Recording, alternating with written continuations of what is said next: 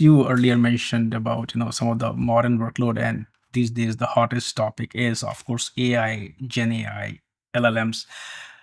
uh, I am asking four questions. One is that how does Azul look at AI as workloads that folks are running, or how is Azul leveraging AI, Gen AI, to help customers?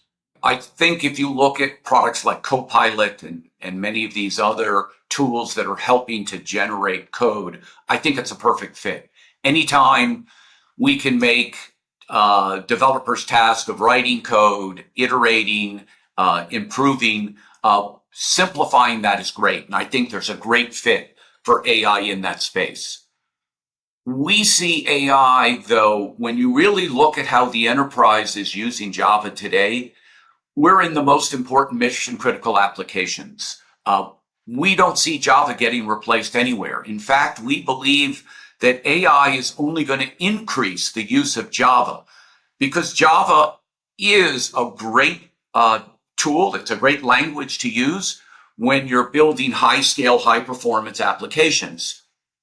So the idea is, yes, these existing applications, whether it's an e-commerce application, will need to wrap these AI services in a set of Java APIs and bring them into the existing applications.